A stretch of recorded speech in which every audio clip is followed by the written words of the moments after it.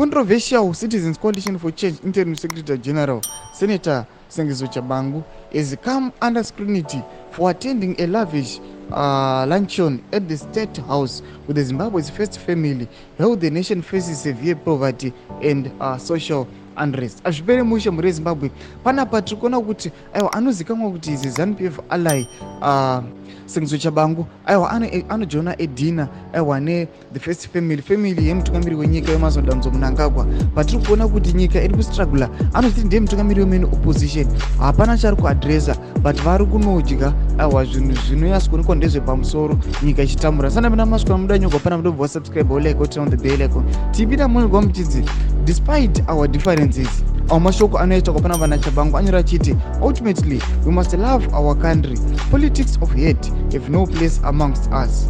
Toona kuti Sengizo Chabangu patiri kuona kuti aiwa macitizens mazhinji aiwa vanotungamira vacho vanozviti ndiye mutungamiri weopposition, vari kuopposition kwake ivo aiwa vari kutambura, they are finding it difficult kuisa food on the table, vari kufind it difficult kuti vapine mabasa, vari kufind it difficult vachiona mafamilies avo vari kustruggle noda kuve vamwe vavo vakasungwa vakakepchwa nethe regime. But kuna there's very same person wacho anonzi ndiye mutungamiri weopposition muparliament Sengizo Chabangu, hapana zvaari kuadresa number 1. Number 2, ari kunoatenda kana kuti anonoinvolvewa, patiri kuona kuti anonowana kana kunodya aiwa the most luxurious kana elavish dinner aiwa nethe first family. Zviri kuonekwa kunzi Sengizo Chabangu wacho anobva arabishiwa unzi aiwa uyu Sengizo Chabangu just a ZANU-PF work, hapana kana zvaari kumboita. Vakomana vangouya aiwa kuzongobvisa maaspirations evagari venyika yeZimbabwe. Votidzai mafungiro enyu muri kudii pamusoro pechitiko ichi aiwa chishamisa vanhu, chabhowa vanhu.